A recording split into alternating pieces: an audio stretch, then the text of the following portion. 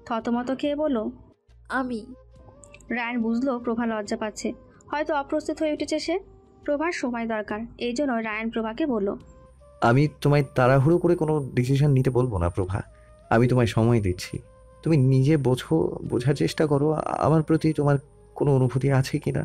নিজেকে সময় দাও, আশা করি তোমার সিদ্ধান্তে আমি বা তুমি কেউই নিরাশ হব না। আর তোমার উত্তর যদি নাও হয় তবুও আমি খুশি মনে তোমার সেই সিদ্ধান্ত মেনে নেব। এখন বাকিটা তোমার উপর ছেড়ে দিলাম। প্রভা চুপ করে থাকলো, সময় গড়ালো। লেকের অপর প্রান্তে সে রায়ান প্রভাকে বলল, আমরা ঘাটে এসেছি। প্রভা তড়িঘড়ি করে নামলো নৌকা থেকে। রায়ান প্রভাকে বলল, আমি তোমার উত্তরের অপেক্ষায় থাকবো। প্রভা কিছু না বলে চলে যায়। আমি দৌড়াতে দৌড়াতে পার্কের মধ্যে চলে এলো। দূর থেকে সে দেখতে পেল প্রভাকে, দৌড়ে চলে এলো প্রভার কাছে। এসে প্রভাকে বলল, তোমার সাথে আমার কিছু জরুরি কথা আছে। প্রভা আবিরকে দেখে অবাক হলো খুব, বলল, আবির ভাইয়া, আপনি এখানে? হ্যাঁ, আমি তোমাকে কিছু বলতে চাই। রায়ান নৌকা থেকে ওঠার সময় লক্ষ্য করলো প্রভা যাওয়ার সময় ব্যাগ ছেড়ে গেছে। রায়ান ব্যাগটা হাতে তুলে নিয়ে বলল, সাদা সিধা মেয়েটা এখনো সাদা সিধাই রয়ে গেল, ব্যাগটাও এখানে রেখে গেছে। যাই গিয়ে দিয়ে আসি। রায়ান উঠতে গিয়ে হঠাৎ লক্ষ্য করলো প্রভার ব্যাগটা থেকে একটা ডায়েরি পড়ে গেল। রায়ান কৌতূহলবশত ডায়েরিটা তুলে নিল। যদিও সে পড়তে চায়নি, তবে ডায়েরিটা খুলে যাওয়ার কারণে তার চোখে কিছু লেখা দৃশ্যমান হলো, যাতে তার চোখ আটকে গেল। রায়ানের চোখ আটকে গেল যে প্রভা তার ডায়েরিতে আবিরের নাম লিখেছে। রায়ান ভালো করে পড়ে দেখলো, সেখানে লেখা, আবির ভাইয়ের প্রতি আমার অনুভূতি দিন দিন তীক্ষ্ণ হয়ে উঠছে। আমি বুঝতে পারছি যে আমি ওনাকে ভালোবেসে ফেলেছি। রায়ান হতভম্ব হয়ে গেল। তার ভালোবাসার মানুষটা কিনা তারই ভালো বন্ধুকে ভালোবাসে। রায়ানের পায়ের নিচ থেকে যেন মাটিটায় সে সরে গেল। নিজের চোখে সে বিশ্বাস করতে পারল না। মেজাজ হারিয়ে সে উঠে দাঁড়ালো। ডায়েরিটা আর পড়ে দেখার প্রয়োজন মনে করলো না।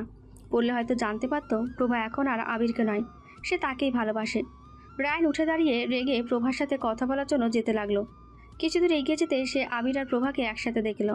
এতে তার মেজাজ আরও বেশি খারাপ হয়ে গেল। হুঙ্কার দিয়ে বলে উঠল, আবির! রায়ানের ডাক শুনে তার দিকে তাকায় আবির ও প্রভা দুজনেই।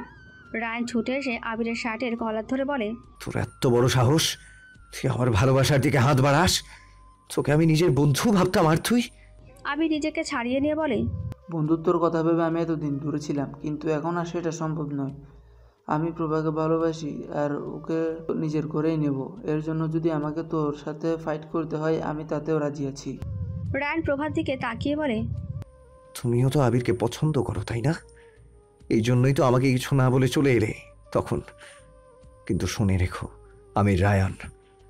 ছোটবেলা থেকে আমি বড্ড জেদি। একবার যেটা চাই সেটা যে করেই হোক আদায় করেই নিই। আমি তোমাকে অনেক অনেক ভালোবেসে ফেলেছি সাদাসিধা মেয়ে। আমি তোমাকে অন্য কারো হতে দিব না। তুমি শুধু আমার হবে, শুধু আমার। এটা বলে সে আবিরকে বলে, আয় আমার সাথে ফাইট কর, যে জিতবে সেই প্রভাকে পাবে। আবিরও বলে, ঠিক আছে, আমি তৈরি। প্রভা তাদের থামানোর অনেক চেষ্টা করে, কিন্তু তারা প্রভার কোনো কথাই শুনছিল না।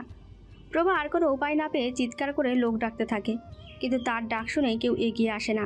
প্রভা রায়ানকে বলে, আমার কথা শুনুন, আমার মতামতটা নিন। আমি কোনো পণ্য নই যে আমায় পাওয়ার জন্য আপনারা এমন ফাইট করবেন। আমার মতামতটা শুনুন। প্রভার ডায়েরি পড়ে ভেবে নিয়েছে যে সে আবিরকেই বেছে নেবে, তাই সে প্রভার কথা শুনতে চায় না। রায়ান অনবরত আবিরকে মারতে থাকে। আবির কিছুতেই রায়ানের সাথে পেরে ওঠে না। রায়ান ঘুষি মেরে তার নাক মুখ ফাটিয়ে দেয়। আবিরও রায়ান ফাইট করতে করতে পার্ক সংলগ্ন রোডে চলে যায়। প্রভার ভয় বাড়তে থাকে। রাস্তায় নিয়মিত গাড়ি ঘোড়া যাতায়াত করছে, যে কোনো সময় যে কোনো দুর্ঘটনা ঘটতে পারে। সেই প্রভা ছুটে গেল ওদের সরিয়ে আনতে। এরই মধ্যে রায়ান ও আবির মাঝ রাস্তার মধ্যে চলে গেল। বিপরীত দিক থেকে দ্রুতবেগে একটি ট্রাক ছুটে আসতে থাকে। ট্রাকটিকে দেখে নেয় রায়ান। তারা কিছু বুঝে ওঠার আগে ট্রাক অনেক কাছে চলে আসে। আবির তখনও সেদিকে নজর দেয়নি। রায়ান আবিরকে ঠেলে সরিয়ে দেয়, কিন্তু নিজে ট্রাকের সামনে পড়ে যায়। প্রভা এটা থেকে চিৎকার করে বলে ওঠে, রায়ান ভাইয়া। আবিরও পুরো ঘটনায় বোকা পড়ে যায়। রায়ান ট্রাকের সাথে ধাক্কা খেয়ে ছিটকে দূরে পড়ে যায়। রাস্তা রক্তাক্ত হয়ে যায় রায়ানের লাল রক্তে। প্রভা হতভম্ব। এক মুহূর্তের মধ্যে এসব কি হয়ে গেল। সে দৌড়ে ছুটে যায় রায়ানের দিকে। রায়ান নিবু নিবু চোখে প্রভাকে দেখে। তার মুখে হাসি ফুটে ওঠে। প্রভা রায়ানের পাশে বসে পড়ে। আবিরও ছুটে আসে রায়ানের দিকে।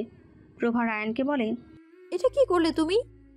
রায়ান শ্বাস টেনে বলে, আমি জানি প্রভা, তুমি আবিরকে ভালোবাসো। আবিরের কিছু হয়ে গেলে তুমি যে আমায় ক্ষমা করতে পারতে না, তাই আমি আবিরকে বাঁচিয়ে দিলাম।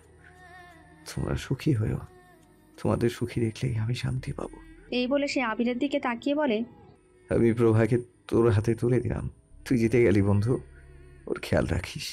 এটুকু বলে রায়ান আবারও তাকায় প্রভার দিকে আর বলে, তোমাকে আমি সত্যি ভীষণ ভালোবেসেছিলাম প্রভা। তোমার দিকে তাকিয়ে আমি বিদায় নিতে চাই। এটুকু বলে সে চোখ বন্ধ করে নেয়। প্রভা পাগলের মতো কাঁদতে কাঁদতে বলে, চোখ খুলুন রায়ান, আমি আবিরকে নয়, আমি আপনাকেই ভালোবাসি, প্লিজ চোখ খুলুন। বলে অনবরত কাঁদতে লাগলো সে। আবির মূর্তির মতো হয়ে গেছে। ভীষণ অনুশোচনায় ভুগছে ছেলেটা। তার জন্য সবটা কেমন এলোমেলো হয়ে গেল। ততক্ষণে রাস্তায় অনেক মানুষ জড়ো হয়েছে। সবাই মিলে রায়ানকে হাসপাতালে নিয়ে যাওয়ার ব্যবস্থা করে। রুহুল আমিন ছুটে ছুটে হাসপাতালে আসেন। স্ত্রীকে হারানোর পর তো তার ছেলেই তার একমাত্র আশ্রয়। এখন ছেলেকে হারালে তিনি একা কিভাবে থাকবেন? আসার পথে তিনি নিজের ছেলের আরোগ্য কামনা করতে থাকেন। হাসপাতালে এসে ডাক্তারের মুখোমুখি হন। প্রশ্ন করেন, আমার ছেলে, আমার রায়ান এখন কেমন আছে? ডাক্তার করুণ স্বরে বলেন, আমাদের ক্ষমা করে দিবেন, আমরা আমাদের সর্বোচ্চ দিয়ে চেষ্টা করেছি, কিন্তু আপনার ছেলেকে বাঁচাতে পারলাম না। রুহুল আমিন পাথরের মতো শক্ত হয়ে যায়। একেই নিজের স্ত্রীকে হারিয়ে তিনি অসহায় হয়েছিলেন। তার বেঁচে থাকার একমাত্র অবলম্বন ছিল তার ছেলে। আর আজ সৃষ্টিকর্তা তার থেকে তার একমাত্র ছেলেকেও কেড়ে নিলেন। রুহুল আমিন হাহাকার শুরু করে দিলেন। বলতে লাগলেন, কেন আল্লাহ, কেন কেন তুমি আমার সাথে এমন করলে? এদিকে প্রভা ও আমির হাসপাতালে এসে বসে আছে। তারা এখনও রায়ানের মৃত্যুর খবর পায়নি। সৌভিক আর অনুরাধাও ততক্ষণে ছুটে এসেছে। অনুরাধা আসতেই তাকে জড়িয়ে ধরে কাঁদতে শুরু করে দেয় প্রভা। কাঁদতে কাঁদতে সে বলে, এটা আমি মানতে পারছি না অনু, আমি এসব কিছুর জন্য দায়ী। আমার জন্যই আজ রায়ান ভাইয়ের এই অবস্থা। ওনার কোনো ক্ষতি হয়ে গেলে আমি নিজেকে আর কখনো ক্ষমা করতে পারবো না। আবিরও সৌভিককে জড়িয়ে কাঁদতে থাকে। অনুরাধা প্রভাকে সান্ত্বনা দিয়ে বলে, তুই চিন্তা করিস না, কিছু হবে না রায়হান ভাইয়ার, দেখবি সব ঠিক হয়ে যাবে। এমন সময় একজন ডাক্তার চলে আসেন। তাকে দেখে প্রভা ছুটে গিয়ে জিজ্ঞেস করে, রায়ান চৌধুরী কেমন আছে এখন? আপনারা হাসপাতালে আসতে অনেক দেরি করে দিয়েছেন, হি ইজ নো মোর। প্রভার মাথায় যেন হঠাৎ আকাশ ভেঙে পড়ে। রায়ান আর নেই এই কথাটা তার বিশ্বাসই হতে চায় না। প্রভা কয়েক পা পিছই, তারপর কান্না মিশ্রিত স্বরে বলে, এটা হতে পারে না, রায়ান ভাইয়া এইভাবে চলে যেতে পারে না। উনি তো আমার কাছে জানতে চেয়েছিলেন আমি ওনাকে ভালোবাসি কি না। আমার উত্তর না দিয়ে উনি এইভাবে চলে যাবেন? ডক্টর, আপনি আমার রায়ানের কাছে নিয়ে চলুন। আমি ওকে বলবো যে আমি শুধু ওকেই ভালোবাসি, অনেক অনেক ভালোবাসি। অনুরাধা প্রভাকে সামলে বলে, প্রভা তুই সামলা নিজেকে, রায়হান ভাইয়া আর নেই। চুপ কর তুই, রায়ান ভাইয়ের কিচ্ছু হয়নি। উনি আমার থেকে ভালোবাসার কথা জানতে চেয়েছিলেন। আমি এখনো ওনাকে বলতে পারিনি আমি ওনাকে কতটা ভালোবাসি। উনি এভাবে চলে যেতে পারে না। আবির বলে, এসব কিছু আমার জন্য হয়েছে, আমার জন্য রেহান নিজেকে শেষ করে দিয়েছে। আমি এই গ্লানি নিয়ে আজীবন বেঁচে থাকতে পারবো না, আমিও নিজেকে শেষ করে দেব। বলে সে ছাদের দিকে দৌড় দেয়। উদ্দেশ্য ছাদ থেকে ঝাঁপ দিয়ে নিজেকে শেষ করে দেবে। সৌভিকে যায় তার পিছু পিছু। এদিকে প্রভা নিজেকে দুর্বল অনুভব করে। নিজের রক্ত ভেজা জামা দেখে তার চোখের সামনে দুর্ঘটনার সময়টা ভেসে ওঠে। রায়ানের বলা শেষ কথাগুলো মনে পড়ে। তার দিকে তাকিয়ে রায়ানের শেষ হাসির কথা মনে পড়ে। এর মাঝে সে রায়ানকে কল্পনা করে। রায়ান যেন তার সামনে এসে বলছে। প্রভা বলে ওঠে, আপনি আমায় ছেড়ে যাবেন না। আপনাকে ছাড়া আমি সুখী হতে পারবো না রায়ান ভাইয়া। আমার সুখ তো আপনার সাথেই পৃথিবী থেকে বিদায় নিবে। আজীবনের জন্য আমার জীবনটাকে জাহান্নাম করে যাবেন না প্লিজ। বলে সে লুটিয়ে পড়ে মাটিতে। রায়ানের কথা ভাবতে থাকে। আমায়ও নিয়ে যান রায়ান ভাইয়া, আপনাকে ছাড়া একটা জীবন কাটাতে পারবো না আমি। বর্তমান প্রভা হাতে একটা কফি মাগ দিয়ে দাঁড়িয়ে আছে তাদের বাসার ব্যালকনিতে। কাল সারা রাত জেগে সে অতীতের স্মৃতিচারণ করেছিল। মনে করেছিল রায়ানকে, তার সঙ্গে উপভোগ করার সুন্দর সময়গুলো। সাথে মনে পড়ছিল কিছু বেদনাদায়ক স্মৃতিও, যা তাকে দুঃখের উপলব্ধি করিয়েছে। প্রভা ভাবতে থাকে রায়ানের মৃত্যুর পরের ঘটনাগুলো। সেদিন আবির আত্মহত্যার চেষ্টা করলেও সৌভিক তাকে রক্ষা করে, কিন্তু আবিরের মানসিক অবস্থা ভীষণ খারাপ হয়ে যায়। রুহুল আমিন আবিরের এই অবস্থায় তার পাশে এসে দাঁড়ায়। আবিরের মা বাবা কেউ বেঁচে ছিলেন না। সে নিজের মামার বাড়িতে থাকতো। রুহুল আমিনও রায়ানকে হারিয়ে একা হয়ে পড়েছিলেন, তাই তিনি আবিরকে দত্তক দেন। এরপর থেকে রায়ানের জায়গাটা আবিরকেই দিয়েছেন। নিজের ছেলের মতো দেখেছেন আবিরকে। সমাজের সবাই আবিরকেই রুহুল আমিনের ছেলে বলে জানে। এমনকি রুহুল আমিন আবিরকেই তার পরবর্তীতে অত্র এলাকায় এমপি করতে চেয়েছিলেন। এই জন্য নিজের না লড়ে বয়সের কথা বলে পিছিয়ে যান আর নিজের বদলে আবিরকে ভোটে দাঁড় করান। রুহুল আমিনের এলাকায় অনেক সুনাম ছিল। তার দীর্ঘ শাসনামলে এলাকার অনেক উন্নয়ন হয়েছিল। এই জন্য সবাই থেকে অনেক শ্রদ্ধা থাকে। যেই কারণে তিনি যখন আবিরকে মনোনীত করেন তখন আবির ব্যাপক জনসমর্থন পায়, যে কারণে বিপুল ভোটে বিজয়ী হয়ে সে এমপি হয়। প্রভা এসব ভেবেই একটা দীর্ঘশ্বাস ফেলে। রুহুল আমিনের ছেলের জায়গা হয়তো আবির নিতে পেরেছে, কিন্তু তার মনে আবির কোনো জায়গা দখল করতে পারে না। প্রভা আজও শুধুমাত্র রায়ানকেই ভালোবাসে। রায়ানের মৃত্যুর পর 12 বছর অতিবাহিত হয়েছে। এখনো প্রভার মনে অন্য কেউ রায়ানের জায়গা নিতে পারেনি। রায়ানের মৃত্যুর পর প্রভা অনেক ভেঙে পড়েছিল। তবে সে বেশ ভালো রেজাল্ট করেছিল এসএসসি পরীক্ষায়, কিন্তু সে সরকারি মেডিকেলে চান্স পায়নি। এরপর প্রভা কিরগিজস্তানে যায় এবং সেখানকার মেডিকেলেই অধ্যয়ন করে। সেখান থেকে মেডিকেলের পড়াশোনা শেষ করে সেখানে চাকরি নিয়েছিল প্রভা। সে আর চায়নি কখনো দেশে ফিরতে। রায়ানের স্মৃতি যে তাকে কষ্ট দিত, তবে নিজের মা বাবার আকুল আবেদন সে ফেরাতে পারেনি। তাই একসময় দেশে ফিরতে হয়। কিন্তু দেশে ফেরার পর থেকে তারা যেভাবে বিয়ের জন্য বলছে, আবার এখন আবির তাকে বিয়ে করার জন্য তার পেছনে পড়ে আছে, এটা প্রভার ভালো লাগছে না। এজন্যই প্রভা আবার একটা কঠিন সিদ্ধান্ত নিয়েছে, সে আর দেশে থাকবে না। প্রভা কানাডার একটা মেডিকেলে অ্যাপ্লাই করেছে। এখন যদি সেখান থেকে ডাক আসে তো সে আবার কানাডায় চলে যাবে। ভেতরে আসবো? নিজের মায়েটাকে সম্বিত ফিরে পায় প্রভা। প্রজ্ঞা বেগমের দিকে তাকিয়ে বলে, হ্যাঁ মা, আসো। কিছু বলবা? তুই নাকি কানাডায় যেতে চাইছিস? কে বললো তোমায়? অনু? সেটা বড় কথা নয় যে কে বলেছে। তুই কি মনে করেছিস বলতো? আমি এটা করতে বাধ্য হয়েছি। তোমরা আমায় যেভাবে বিয়ে দেওয়ার জন্য উঠে পড়ে লেগেছো, তাতে এটা ছাড়া আমার আর কিছুই করার ছিল না। তুই কেন বুঝতে পারছিস না? আমি সবটাই বুঝতে পারছি। তোমরা আমার সুখের কথা ভেবেই এমনটা করছো, কিন্তু বিশ্বাস করো, এতে আমার দুঃখ আরও বাড়ছে। কেন তোমরা আবার আমার অতীতকে আমায় মনে করিয়ে দিলে? জানো, ওই আবিরকে দেখলে আমি নিজেকে সামলাতে পারি না। আমি জানি আবির রায়ানকে খুন করেনি, তবুও আমার ওকে দেখলে মনে হয় ও রায়ানের মৃত্যুর জন্য দায়ী। আর আমার এই ভাবনাটা ভুলও না। আর এমনিতেও আমি শুধু আবিরের জন্যই বলছি না, অন্য কাউকেই আমার নিজের জীবনের সাথে জড়াতে পারবো না আমি। তাই বলে আজীবন একা থাকবে?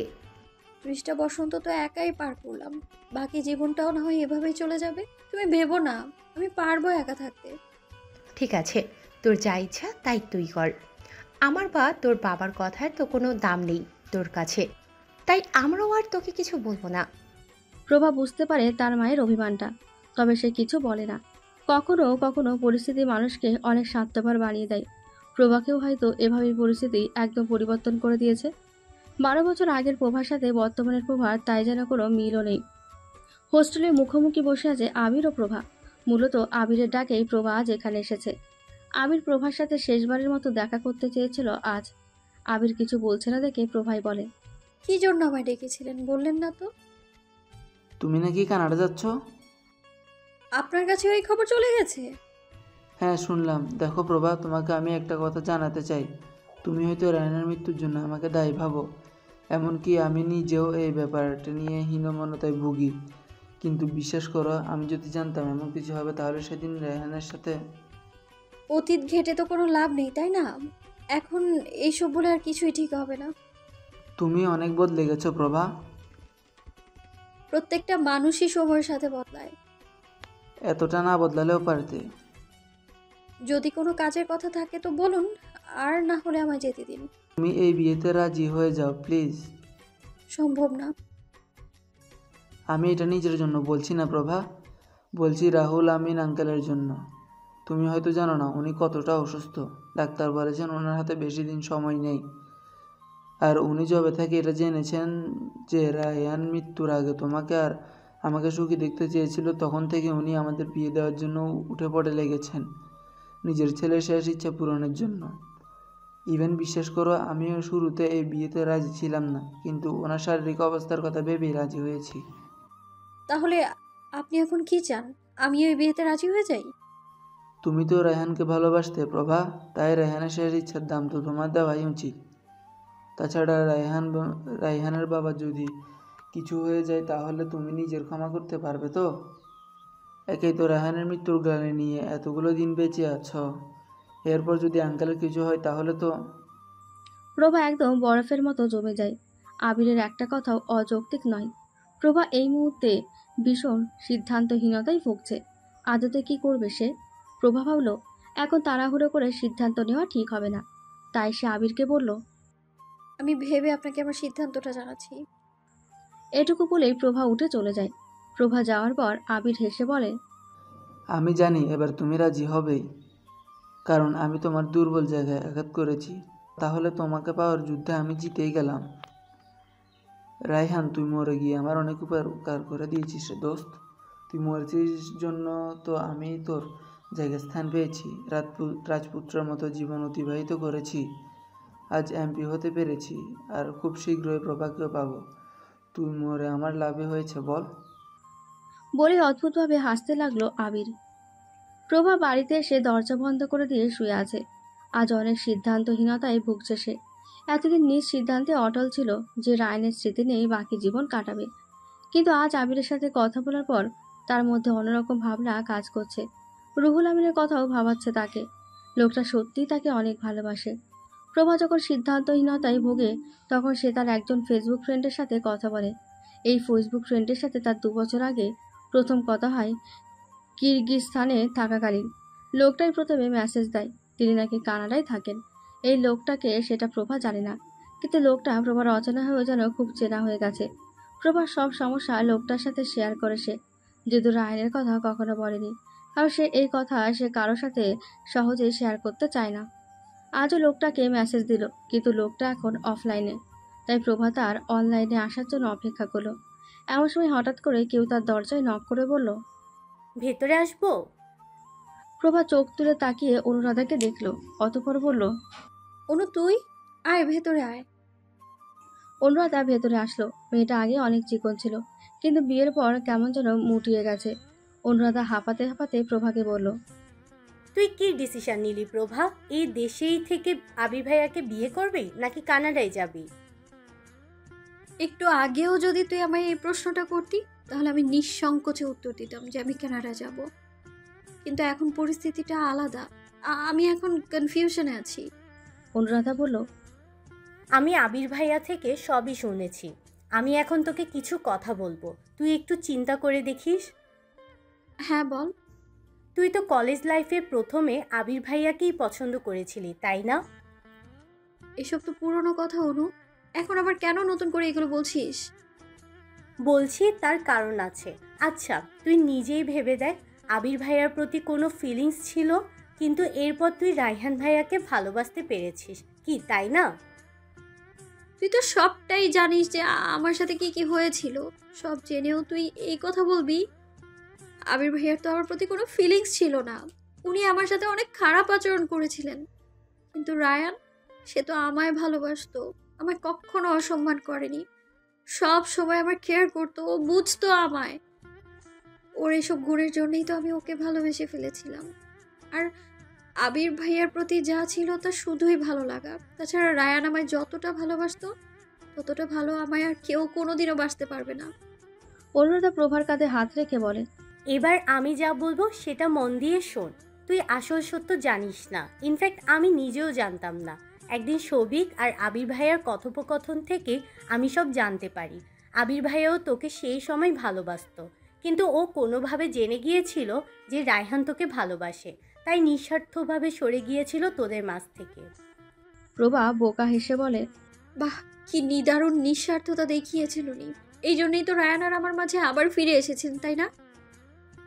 প্রভা, তুই বুঝিস না কেন? মানুষ তো এমনই, নিজের আবেগকে নিয়ন্ত্রণ করা যায়? তাছাড়া সেই সময় উনি তো টিনেজার ছিলেন, আবেগটা একটু বেশিই ছিল। কিন্তু তোর প্রতি ওনার ভালোবাসা তো মিথ্যা না। এটা ঠিক যে রায়হান ভাইয়া তোকে ভালোবাসতো, কিন্তু তার মানে তো এই না যে আর কেউ তোকে ভালোবাসতে পারবে না। তুই তো আর কাউকে সেই সুযোগই দিতে চাস না। না, চাই না আমি। তোকে একটা কথা আমি বলে দিচ্ছি, তুই অনেক বড় ভুল করেছিস। তোর অনেক আগেই মুভ অন করা উচিত ছিল। ভাগ্য কিন্তু কেউ পরিবর্তন করতে পারে না। রায়হান ভাইয়া তোর ভাগ্যে ছিল না, তাইও মরেছে। কিন্তু তাই বলে এই না যে তোকে আজীবন একা থাকতে হবে। তুই আবির ভাইয়াকে বিয়ে কর, উনি তোকে অনেক সুখী রাখবে। প্রভা হালকা হেসে বলে, তুই আগেও এইভাবে আমায় আবিরের দিকে ঠেলে দিয়েছিলি 12 বছর আগে। আজ আবারও তুই একই কাজটা করছিস, সেই আগের কাজটাই করছিস তুই। তবে এখন আমি আর আগের মতো বোকা নই, তাই আমি নিজের মনের কথাই শুনবো এখন। আমি সেই সময়ও তোর ভালো চাইতাম, আর আজও তোর ভালো চাই প্রভা। তাই আমি যা বলছি তোর ভালোর জন্যই বলছি। তাছাড়া এই বিয়েতে শুধু তোর একার ভালো না, রুহুল আমিন আঙ্কেল, আবির ভাইয়া, তোর বাবা মা সবার ভালো লুকিয়ে আছে এর মাঝে। তুই একটু ভেবে দেখ, তুই তোর মা বাবা একমাত্র সন্তান। তোর কথা ভেবে তো আঙ্কেল আন্টিও ডিপ্রেশনে থাকে। তাই তুই যা করবি একটু ভেবে চিন্তেই সিদ্ধান্ত নিস। এটা বলে অনুরাধা উঠে বসে। অতঃপর প্রভার হাতের মুঠো শক্ত করে ধরে বলে, এই বিয়েতে মত দিয়ে দে, দেখবি তারপর সব কিছু ঠিক হয়ে যাবে। আস্তে আস্তে একসময় তুই রায়হান ভাইয়াকে ভুলে আবির ভাইয়ের সাথে সুখে সংসার করতে পারবি। তোর মা বাবাও সুখী হবে, রুহুল আমিন আঙ্কেলও সুখী হবে, আর রায়হান ভাইয়া সেও যেখানে আছে খুশিই হবে। তুই নিজেই ভেবে দেখ না, রায়হান ভাইয়া তো তোকে ভালোবাসতো। তোকে অসুখী দেখলে কি সে সুখী হবে? তাই তোর নিজের জন্য না হোক, রায়হান ভাইয়ার কথা ভেবে হলেও বিয়েটা কর। এই বলে অনুরাধা বেরিয়ে আসে। অনুরাধা চলে আসার পর প্রভা তার বলা কথাগুলোই ভাবতে থাকে। অনুরাধা বাইরে আসার পর সৌভিক অনুরাধাকে কল করে। অনুরাধা ফোনটা রিসিভ করতেই সৌভিক বলে, কি হলো, প্রভাকে ম্যানেজ করতে পেরেছো?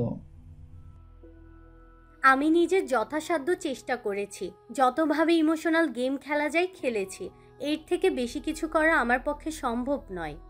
সৌভিক রাগী গলায় বলে, কি পারোটা কি তুমি? শোনো, প্রভা যদি এই বিয়েটা না করে তাহলে তোমার আমার সম্পর্ক কি শেষ? শোভিক, একদম গলা নামিয়ে কথা বলো। তুমি তো সবটাই জানো। বর্তমানে আমার কোনো কাজ নেই, বেকার হয়ে বসে আছি। এই সময় আমার টাকার প্রয়োজন, যাতে আমি নতুন করে বিজনেস শুরু করতে পারি। আর সেই টাকা আমায় কে দেবে? আবির। কিন্তু এর বিনিময়ে ও কি বেশি কিছু চেয়েছে? না, চায়নি। শুধু চেয়েছে যাতে তুমি প্রভাকে যে করেই হোক এই বিয়েতে রাজি করাও। আর অর্ধেক কাজ তো আবির নিজেই করেছে।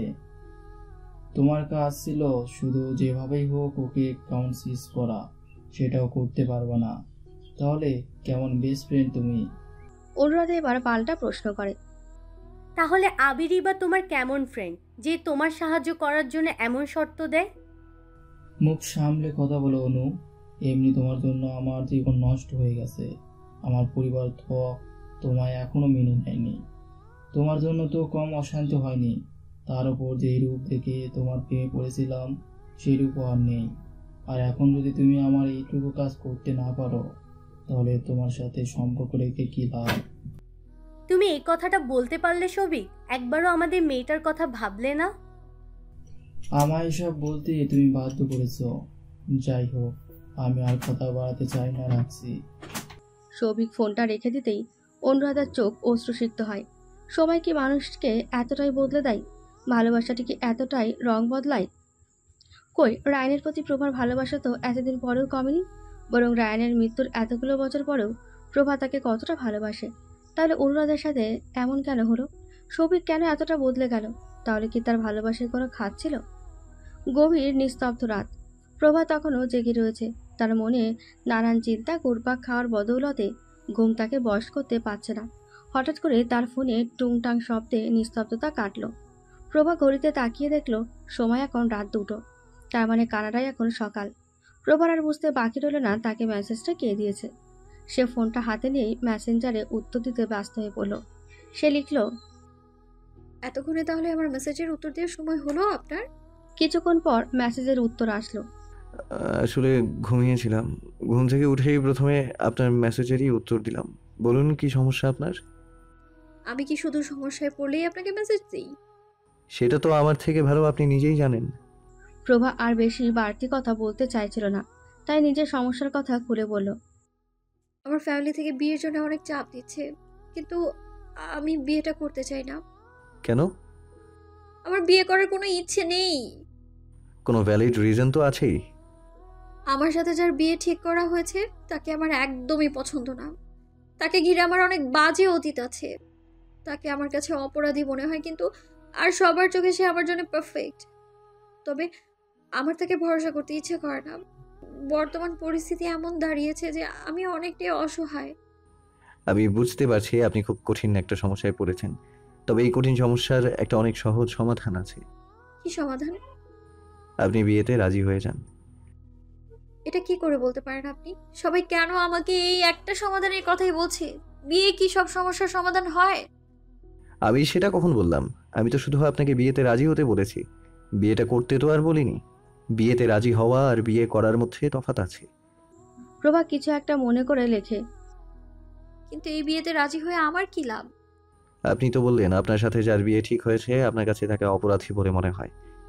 এখন তার কাছাকাছি গিয়েই তো আপনি তার ব্যাপারে আরো ভালো জানতে পারবেন। এইভাবে বিয়েটা ভাঙার একটা ভ্যালিড রিজনও দাঁড় করাতে পারবেন নিজের ফ্যামিলির কাছে। প্রভা হেসে মেসেজ করে। এর জন্যই আমার আপনাকে এতগুলা ভালো লাগে। আমার সব সমস্যার সমাধান কত সুন্দর করে করে দেন আপনি। অন্যদিক থেকে আর কোনো উত্তর আসে না। প্রভা কিছুক্ষণ রিপ্লাইয়ে জবাবে অপেক্ষা করে ঘুমিয়ে পড়ে। এদিকে তার সমস্যার সমাধানকারী বাঁকা হেসে বলে, আমি যে তোমার জীবনের সব সমস্যার সূত্রপাত। আবির ও সৌভিক একসাথে বসে আড্ডা দিচ্ছে। আবির নানা প্রসঙ্গে কথা বলতে বলতে হঠাৎ একসময় বলল, অনুরাধা কি কাজটা করতে পারবে বলে তোর মনে হয়? পারবে, বেস্ট ফ্রেন্ড তো। প্রভা একটু হলেও বলবে ওর কথায়, তুই চিন্তা করিস না। আচ্ছা তুই বল, তোর কি খবর? কি খবর চাস? কোনক্ষণে যে অনুরাধাকে বিয়ে করলাম, আমার জীবনটা একদম তেজপাতা করে দিল। আমার ছোট ভাই বাবার পছন্দে বিয়ে করলো। শ্বশুর বাড়ি থেকে অনেক যৌতুক পেল। বাবা তার উপর খুশি হয়ে নিজের সব সম্পত্তি ওর নামে লিখে দিয়েছে। এদিকে অনুরাধাকে বিয়ে করে আমি সব দিক থেকে বঞ্চিত হয়েছি। তুই তো জানিস ওর বাপের বাড়ি থেকে কোনো জায়গায় বিয়ে ঠিক করেছিল। সেই সময় আমার আবেগের বয়স ছিল, তাই পালিয়ে এনে বিয়ে করি। পরে যদিও বা ওর পালিয়ে বিয়েটা মেনে নেই, কিন্তু যৌতুক আর পাওয়া হলো না। আর আমার পরিবারের তো ওকে মেনেই নেয়নি। তাও আগে একটু দেখতে শুনতে ভালো ছিল।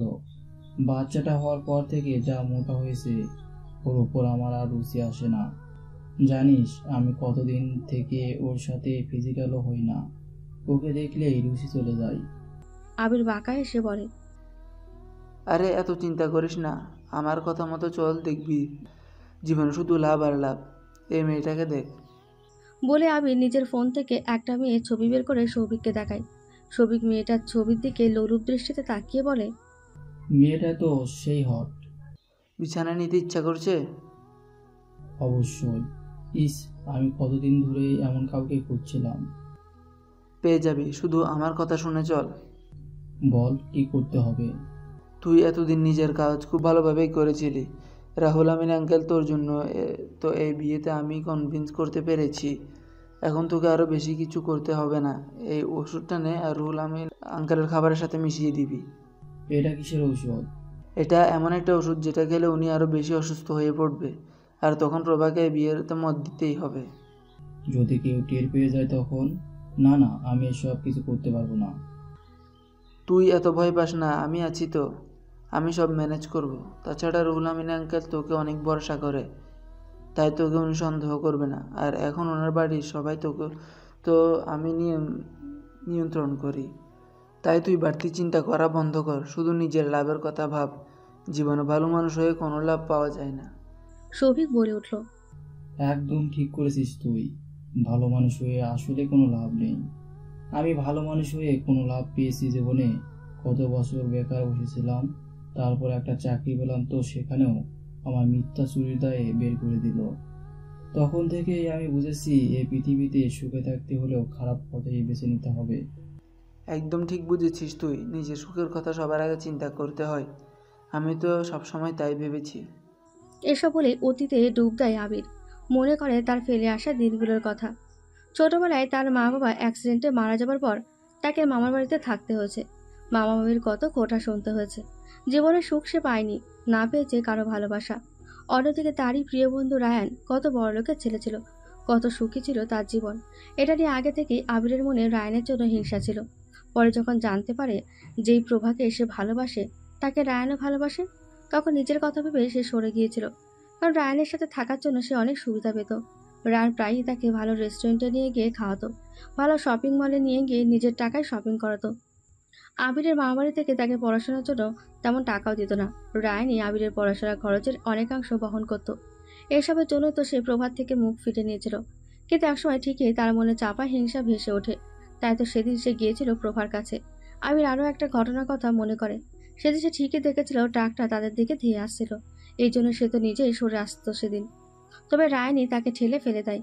আবির চাইলেই আরো আগে রায়ানকে সতর্ক করতে পারত, কিন্তু সে সেটা করেনি। আবিরের মনে সেই সময় একটাই চিন্তা ঘুরছিল, রায়ান মরলে সে প্রভাকে পাবে, কারণ সেও জানতো প্রভা তাকে নয়, রায়ানকে ভালোবাসে।